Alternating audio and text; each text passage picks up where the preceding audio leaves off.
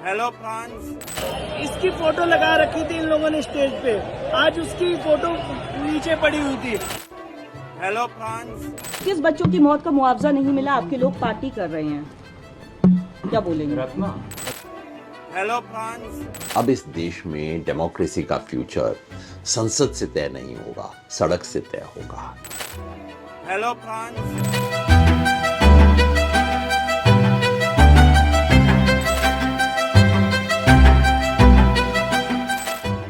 Hello France. Election से तय नहीं होगा, रेजिस्टेंस से तय होगा।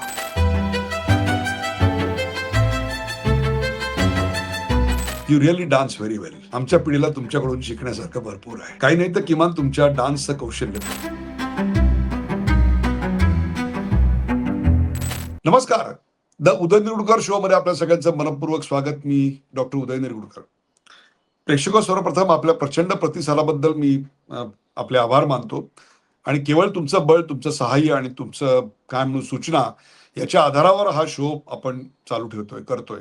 अनेकांनी यातल्या गुन्हेगारी एलिमेंटचा जो मी शो केला त्याच्याबद्दल खूप प्रशंसोद्गार काढले. दुर्दैव आहे की हे सगळं आता खरं ठरतंय, याचा आनंद होत नाहीये. याचं कारण विद्यार्थ्यांच्या मागण्या अयोग्य आहेत का, तर अजिबात अयोग्य नाहीत. आज इतक्या दिवसानंतर धर्मेंद्र प्रधान यांनी राजीनामा दिला, 47 अधिकाऱ्यांना काढून टाकण्यात आलं, फास्ट ट्रॅक कोर्ट आली, नंदन नीलकेणी यांची नेमणूक टेस्टिंग कसं असावं याच्याकरता करण्यात आली. त्याच्यानंतर सरकारने अनेक स्टेप्स उचललेले आहेत. श्रीमान नंदन नीलेकनी जी के नेतृत्व में एक हाई पावर टास्क फोर्स बनाने का निर्णय किया है, जो एग्जामिनेशन रिफॉर्म की तरफ फोकस करेगा और जल्द से जल्द आने वाली परीक्षाओं की विश्वसनीयता को सुनिश्चित करने का काम इसके रिपोर्ट के आधार पर कर दिया जाएगा. इसके बावजूद ज्या आईवडिलांनी आपली मुलं गमावली ना, त्यांचं दुःख काही कमी होणार नाहीये. किंबहुना धर्मेंद्र प्रधान यांचा राजीनामा हा त्याच्यावरचा उतारच नाहीये. कदाचित अशा लॉंग टर्म उपायांनी पुन्हा दुसरी मुलं जन्माला जी आहेत त्यांना मृत्यू कोटाळावा लागणार नाही, हीच याची फार मोठी श्रद्धांजली असेल. आणि अशा प्रकारची गोष्टी घडतील हे ओळखूनच आठवा आम्ही एक कार्यक्रम केला होता आणि त्याच्यामध्ये मी विद्यार्थ्यांना धीर देताना असं सांगितलं होतं की हे एक वादळ आहे, नीट मधला पेपर लीक हे एक वादळ आहे असं ट्रीट करा. कल्पना आहे की याच्यात तुमचा काही दोष नाहीये, तुम्ही भरडले जाताय. परंतु जीवनामध्ये अनेकदा पुढे आयुष्यात असे प्रसंग येतील की जेव्हा तुमचा दोष काही नसेल पण तुम्हाला ते फेस करावं लागतं. आणि तेव्हा मी उदाहरण दिलं होतं सचिन तेंडुलकर. शारजा मधली का दुबई मधली, मला वाटतं दुबई मधली मॅच होती, समोर शेन वॉर्न होता आणि त्याला धुवून काढत होता सचिन. आणि त्यावेळेला अचानक वादळ आलं आणि सगळेजण पॅव्हलियन मध्ये परतले. वादळ शमल्यानंतर पुन्हा सचिन खेळायला गेले आणि एक अविस्मरणीय खेळी खेळली. शेन वॉर्न अर्थात महान फिरकी गोलंदाज आणि सचिन तेंडुलकर यांच्यातलं ते युद्ध जे होतं ना, ते निव्वळ अविस्मरणीय होतं. ती जी एकाग्रता होती, ध्येयप्राप्तीसाठी केलेली तपस्साधना होती, त्याची आज तुम्हाला गरज आहे. तेव्हा खचून जाऊ नका, लढा. विजय उशी की होगी जो लढेगा. आमचं आव्हान विद्यार्थ्यांपर्यंत पोहोचतात आम्ही कुठेतरी कमी पडलो असू आणि मग ते मृत्यू घडले, त्याचं दुःख आजही आहे. परंतु विद्यार्थ्यांनी आंदोलन मागे घेताना, कॉक्रोच जनता पार्टीच्या विद्यार्थी नेत्यांनी आंदोलन मागे घेताना एक अट घातली, ती म्हणजे विद्यार्थ्यांवर जे गुन्हे दाखल केलेत, दंगल माजवण्याकरता जे काही किंवा कायदा मोडला म्हणून जे गुन्हे दाखल केले आहेत ते सगळे गुन्हे परत घ्यावेत. जो केसेस हो रहे हैं उस पर बातचीत चल रही है, किसी भी जो भी स्टूडेंट्स है किसी पर भी केस नहीं लगनी चाहिए. आणि आज त्याविषयीच बोलायचं. याचं कारण पोलिसांनी काही डेटा बाहेर आणला आहे आणि तो डेटा असं सांगतो आणि ज्याचा उल्लेख आम्ही पहिल्यापासून करत होतो की आंदोलन आता दिपके आणि रांका यांच्या हातात राहिलेलं नाहीये. हे आंदोलन असामाजिक तत्वांच्या हातात गेलेलं आहे. त्यातले काही हे परदेशातनं हे सगळं ऑपरेट करतायत, तर काही या सगळ्याला एक धार्मिक रंग देत आहेत. बस नाम रहेगा अल्लाह का किंवा नाराय तकबीर या घोषणा तिकडे येत आहेत. बस नाम रहेगा अल्लाह का कि जय श्री राम बोलेंगे. मैंने बोला बोलो भाई, मैं जय संविधान बोलूंगा. परदेशातून काही लोक खाणं स्पॉन्सर करतायत, ते देश नेमके कोणते आहेत, हे स्पॉन्सर करणाऱ्यांची फिलॉसॉफी काय आहे, हा एका बाजूला आहे. अचानक आंतरराष्ट्रीय मीडियाचं तिकडे येणं आणि त्याहीपेक्षा FCRA मध्ये ज्यांचं फॉरेन फंडिंग बंद होणार आहे असे जे काही सेलिब्रिटी ऍक्टर्स आहेत त्यांनी पुढे येणं, वारंवार सपोर्ट करणं, हे सगळंच एक ग्रामर होतं आणि ते ग्रामर पुढे आलेलं आहे. पण त्याच्याही पलीकडे जाऊन ज्या हिंसेची भीती आम्हाला वाटत होती त्या हिंसेचंही ग्रामर आज पोलिसांनी उघडं केलं आणि ते ग्रामर थेट बांगलादेश किंवा नेपाळमधून taking a leaf from there. तिथे मागणी होती 71च्या युद्धातल्या जवानांच्या नातेवाईकांना आरक्षण मिळावं की न मिळावं, पण त्याचा एंड काय करण्यात आला. 650 पैकी 450च्याहून अधिक पोलीस ठाणी जाळण्यात आली, शेकडो पोलीस अधिकारी जखमी झाले आणि मगच्या अंधाधुंद गोळीबारात तो सरकारने करायला पाहिजे होता का? इट्स व्हेरी इझी टू से करायला नको होता, पण मग ते आंदोलन कर्टेल कसं करायचं. त्याच्यामुळे जे सार्वजनिक जीवनाची नासाडी होतीये, मालमत्तेची नासधूस होतीये, शांतता आणि कायदा सुव्यवस्था आणि अर्थव्यवस्था धोक्यात येते, हे सगळं कशा करता कंट्रोल कसं करायचं. पण याचा उद्देशच राज्यव्यवस्था उखडून टाकणे होता, न्याय मिळवून देणे हा नव्हता. आणि एक्झॅक्टली तेच ग्रामर इकडे आलेलं आहे. आणि म्हणूनच सोनम वांगचुक यांना हायकोर्टाच्या ऑर्डरवरून त्याची तब्येत अधिक बिघडू नये म्हणून हॉस्पिटलमध्ये ऍडमिट केलं, तेव्हा पहिली प्रतिक्रिया काय आली, आता धर्मेंद्र प्रधान नाही, आता आम्हाला मोदींचा राजीनामा हवाय. आंदोलन संपल्यानंतर सुद्धा पहिली घोषणा काय होती, अब इथेनॉल वाले बाबा तुम्ही नाही छोडेंगे. आणि हे सांगणारा कोण, जर्मनीत बसलेला एक युट्यूबर. तो तुमचा ब्रेन आहे, तो तुमचा ऑपरेटर आहे. एकदा तुम्ही ऑपरेट केले जाऊ शकता, तुम्ही हँडल केले जाऊ शकता, एकदा तुम्ही कठपुतली आहेत हे सिद्ध केलं ना, की आज कठपुतली बदल करणारा जो हात आहे ना तो आपचा असेल, उद्या तो काँग्रेसचा असेल आणि परवा तो भाजपचा असेल. मग तुमचा रोल त्यातला फक्त एक कठपुतलीवर आपल्या धाग्या दोऱ्यांवर नाचणारे असा होऊन जाईल. आणि ज्या कॉस्टसाठी तुम्ही हे सगळं करत होतात ते कॉस्ट तर दूरच राहील, पण ते कॉस्ट दूर केल्याचं समाधान आणि इतिहासात स्वतःचं नाव ठेवल्याचं एक काय म्हणून आपण ज्याला पुण्य, अभिमान, हा सगळा तुम्ही गमावून बसाल. हे मी अशा करता कळकळीनं सांगतोय की आज जी मागणी होतीये की विद्यार्थ्यांवर कारवाई करू नका, येस आय फुल्ली अग्री. ज्या विद्यार्थ्यांनी बिभत्स घोषणा दिल्या, अतिशय अश्लील शब्द वापरले, कदाचित त्यांना समुपदेशनाची जास्त गरज आहे. पण त्याच्या पलीकडे जाऊन ज्यांनी हुल्लडबाजी केली, ज्यांनी पोलिसांवर हल्ले केले, लक्षात ठेवा इतक्या मोठ्या प्रमाणात पोलीस जखमी होतात तेव्हा ते काही एका इरेट मॉबचं काम नसतं, इट्स अन ऑर्गनाइज क्राईम. आणि ज्या विद्यार्थ्यांना नीटशी काही संबंध नव्हता, परंतु there is a larger issue of economy, there is a larger issue of education, quality of education, opportunities, हे एका बाजूला आहे. आणि सोशल मीडियातून येणारा प्रचार खरा वाटण्याची एक पराभूत मानसिकता, याच्यामध्ये कुठेही आपल्या देशाबद्दलचा अभिमान नसणं मनामध्ये, या सगळ्याचा एक मिक्स परिणाम होता. याच्यावर मी एक वेगळा एपिसोड 2-3 दिवसात करीन, नीटवर पण करणार आहे. अभिजित दिपके आणि त्याचं पुढं काय आणि आतापर्यंत काय झालं याच्यावरही करणार आहे. पण आज बोलायचंय ते यातल्या क्रिमिनल एलिमेंट बद्दल. 2,500 सराईत गुन्हेगार आणि त्यातले 990 हे पटाईत गुन्हेगार, ज्यांच्यावर खंडणी, बलात्कार, खून, अटेम्प्ट टू मर्डर असे गुन्हे आहेत. याची जाणीव मला पहिल्यापासून झाली होती आणि मी पहिल्यापासून सांगत होतो की आंदोलन कोणाला घेऊन करायचं नाही याचं भान असलं पाहिजे. आणि हे वाक्य आम्हाला कोणी शिकवलं होतं? दत्ताजी ताम्हणे यांनी. आणि तुमचे शिक्षक कोण होते? योगेंद्र यादव. काय सांगत होते ते? स्ट्रीट पे लड़ाई होगी. मैं काफी वक्त से कह रहा हूं कि अब देखिए, अब इस देश में डेमोक्रेसी का फ्यूचर संसद से तय नहीं होगा, सड़क से तय होगा. डॉक्टर बाबासाहेब आंबेडकरांनी हे शिकवलं, त्यांचं संविधान हे सांगतं. त्यांचा तर एक प्रकारे अशा प्रकारच्या कायदेभंगाच्या चळवळीलाच विरोध होता. अशी रस्त्यावरची आंदोलनं प्रश्न सोडवत नाहीत अशा प्रकारचे विचार त्यांनी मांडलेले आहेत. आणि इकडे त्या हिंसाचाराची कल्पना US एम्बेसीला आधी होती. पहा, 17 जुलैची त्यांची ॲडवायझरी काय आहे, या सगळ्यावरून याचं आर्किटेक्चर आणि डिझाईन तुमच्या लक्षात येईल. आणि तीच काळजी होती.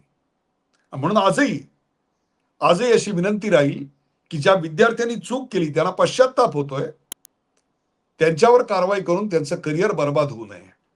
मग त्याचा पासपोर्ट येणार नाही, त्यांना नोकऱ्या मिळणार नाहीत, त्यांना कर्ज मिळणार नाहीत, आणि ते हार्डन क्रिमिनल बनतील. By mind they are not criminal. बहकते थे, सुबह का भूला शाम को लौट आता है, तो उसे भूला नहीं कहते. ठीक आहे, अश्लील गोष्टी बोलल्या, तंबी देऊन समुपदेशन करून कदाचित सुधारतील, संधी तर देऊन भाऊ. पण जे अट्टल गुन्हेगार आहेत, ज्याने हातात दगड घेतलाय, ज्यांनी पोलिसांवर मारहाण केली आहे आणि 15-15, 20-20 लोकांनी एकत्र येऊन मारहाण केली आहे. एका ठिकाणी तर असं दृश्य आहे की एक वॉटर फाउंटन आहे, कारंज आहे, त्याच्यावर बसायची एक जागा आहे, तिथला बसायची जागा पहारीने फोडली आणि त्यातल्या ज्या काय संगमरावर हाताला लागला तो घेऊन भिरकावला आणि पोलिसांना तुम्ही जखमी केलं. This can only be thought by a criminal. तुम्ही तुमची झीप काढता आणि लिंग प्रदर्शन करता. पोलिसांचं कौतुक अशा करता केलं पाहिजे की त्यांनी संयम दाखवला. याचा अर्थ पोलिसांच्या चुका झाल्या नाहीत असं नाही, त्याही चुका मी आज सांगतोय. पॅलेट गनचा वापर व्हायला नको होता. भले तो अगदी अत्यल्प झाला असेल, पण तो व्हायला नको होता. मी परवाही सांगितलं की एका मुलीनी अशाच एका पॉडकास्टवर मी त्यांना ऍड्रेस करत होतो, तेव्हा तिने सांगितलं की अश्रुधूर तुम्ही टाकू शकता, जरूर नियंत्रण करण्याकरता ते तुम्हाला कायद्याने अलाउड आहे, पण त्या अश्रुधुराची नळकांडी एक्सपायर्ड होती की नाही हे बघता नाही का आलं. मग ती जी नळकांडी दाखवली गेली, रिकामं कार्टन, दॅट वॉज एक्सपायर्ड. मग जर त्याच्यामुळे टॉक्सिक गॅसेस पसरतात, आमच्या देहाला धोका निर्माण होऊ शकतो, म्हणजेच एक प्रकारे तुम्ही एक गॅस चेंबर करू इच्छित होतात का?